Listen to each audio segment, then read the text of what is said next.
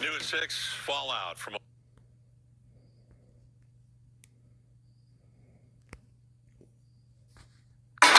New at 6, fallout from a violent Monday in Oakland. Chopper 5 flying overhead after an FBI agent shot and killed a man in East Oakland.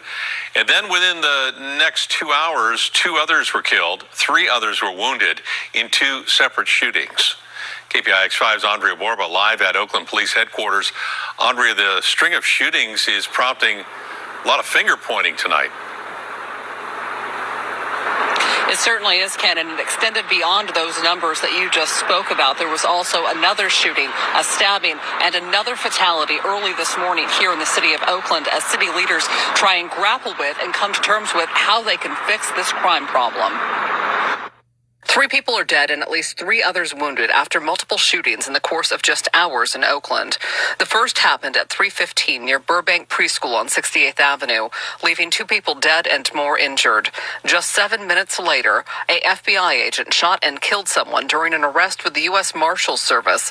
And at 5:15, 3 people were wounded, not fatally, near the Fruitvale BART station. Okay, so Oakland, California.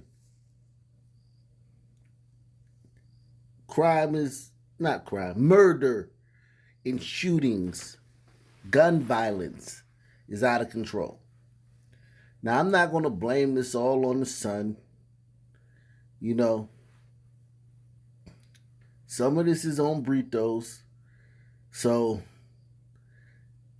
this is not completely all sun violence. A lot of it is. However, it's violence. And it's California. And you can expect more. They'll be releasing 60-something thousand inmates over the next few years. Early. Some places in California are making it illegal for glacier gliders to call 911 on sun people and on burritos.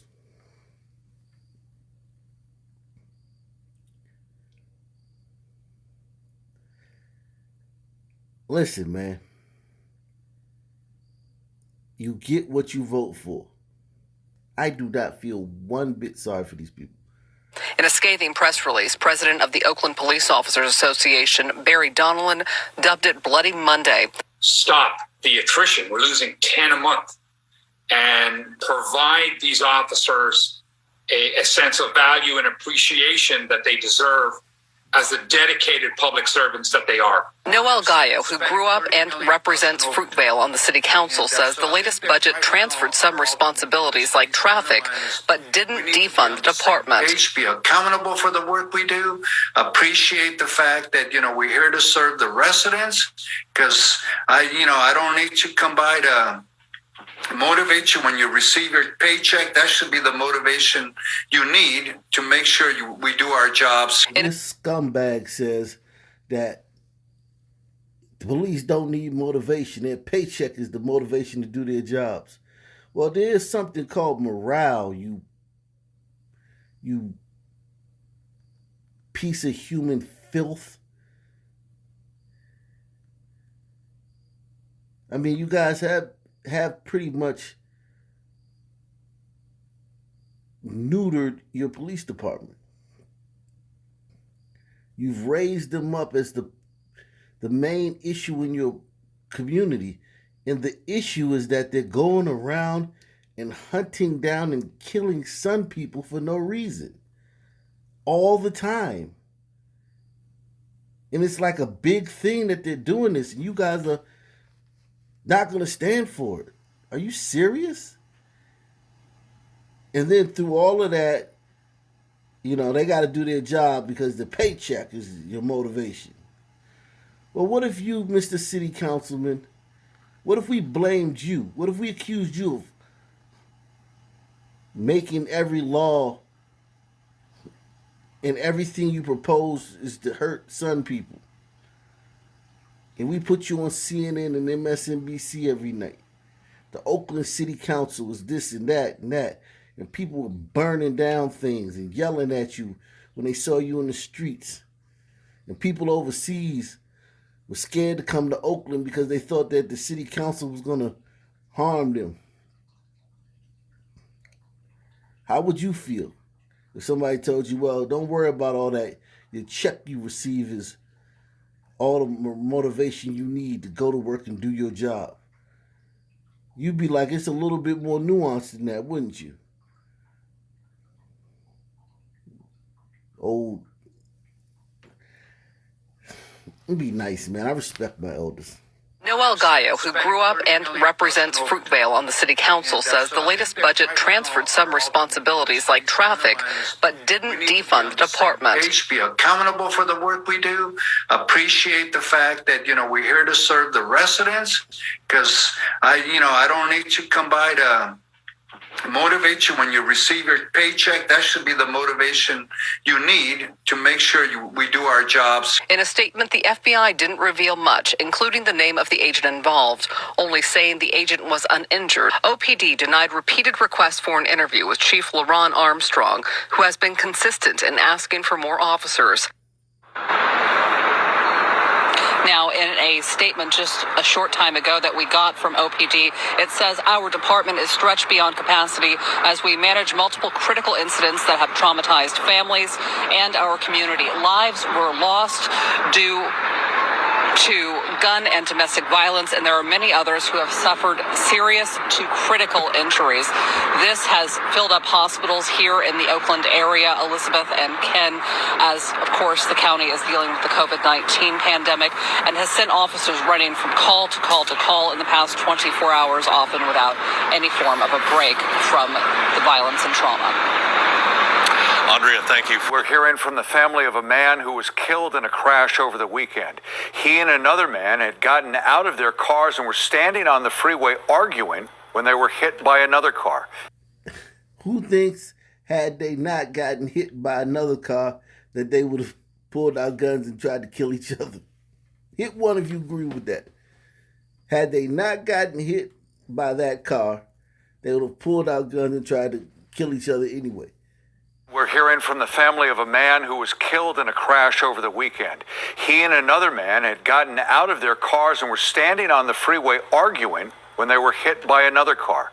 KTV's Amber Lee joins us now from Berkeley with how the family of one of the victims is remembering him tonight. Amber? Frank, we're on the University Avenue overpass. The crash happened here along Interstate 80. Investigators say a driver came upon the scene and swerved to avoid the wreck, but struck and killed the two drivers standing outside their vehicles. He just wanted better for himself and his two kids. Like, that's all he was worried about, is making a life for his two sons. Wow. What a waste. God, what a waste. The roads are so dangerous. Like, when you involve, when it's us, man, it is what it is, man. You see things like this with other groups, but not the volume. And remember, we're 12%. And if you have stories like this, send them to me. Or go to my guy channel, Black Privilege. It's a channel. I told him to change the name. He get more traction, but it's called Black Privilege. He talks about glacier glider crime. Make sure you go to his channel. Well, send me some stuff, man. Cause I mean, it's always something on the roads. Like we make everything dangerous. Everything we come, like, the roads are so dangerous now since 2020. And they were dangerous before, but it's just more dangerous now. With the emboldened, like, brothers is just doing the most on the roads, man.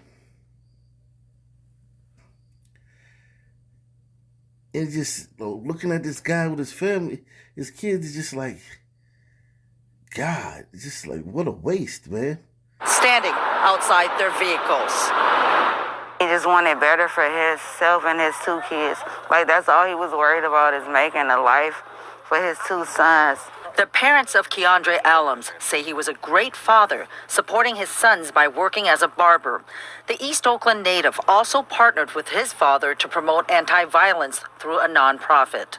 So we got another dead barber in the stand. I told you guys, the other video, you guys probably rolled your eyes with it. Man, look, it is what it is. Now, he worked anti-violence.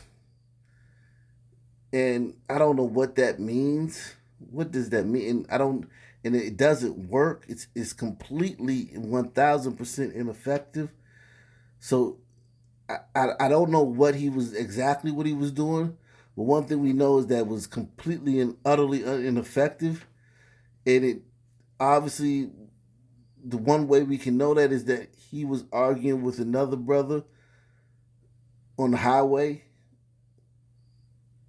gotten out of their cars and was arguing. And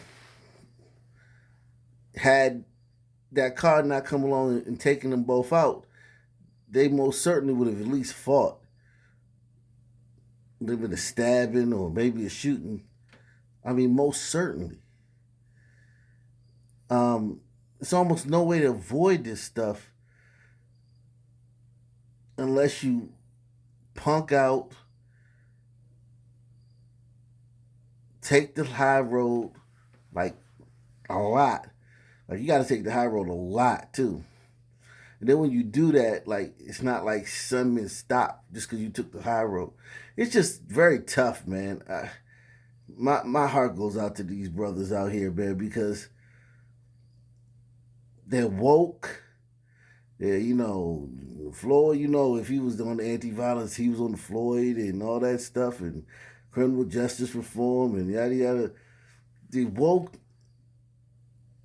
and they know that, look, man, any encounter with a sudden man could be deadly. It could be fatal. They know it, even though they're woke. The darndest thing.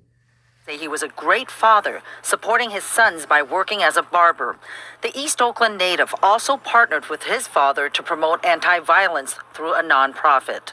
My son was a young soldier out here, man, and touched a lot of lives. On Sunday around 1:30 in the morning, Keandre was driving his Chevy Malibu on I-80 eastbound near the University Avenue exit when he got into a non-injury crash with a Dodge Durango driven by a 46-year-old man from Hercules. CHP says both men got out of their vehicles and argued while standing in lanes of traffic when another car struck and killed them. We'll pray for the other family. We're not selfish to say, hey, this is about our child. Another life was gone at the same time. Daryl Allums tells me his son Keandre's passion was to lift up others. His shirt says, "You don't gotta be a dope boy to have money." I like that. I mean, that's true. And then he got pictures, icons of what's on there, a stethoscope, a basketball. I can't tell what the other icons are, but hey, man, he was trying, man. Daryl Allums tells me his son Keandre's passion was to lift up others through his work as a motivational speaker. Your choices today affect your future. What you gonna do? Quit or keep pushing? All I know is quitters never win. Keandre lived his words. His parents tell me he tried 8 times before he got his barber's license. Family and friends have created a memorial on the street where he grew up. Now, that's a lot of candles, so he was definitely someone who was, touched some lives. Family and friends have created a memorial on the street where he grew up. It's very shocking. And I can't believe that this is here for my son, right here for my son. Family members say they will keep Keandre's legacy alive. And he spoke life to people. He believed in his dream. CHP says no drugs or alcohol were involved, that this is a reminder to drivers involved in a crash to pull over to the right shoulder or exit the freeway when possible. Frank? I've seen Daryl Allum's posts on my Facebook feed so many times. He posts such passionate articles, and he's done so much good work there in Oakland. Just so heartbreaking for both him and the parents of that other child. Just, what can you say? Amber Lee live at Berkeley tonight. Amber, thank you.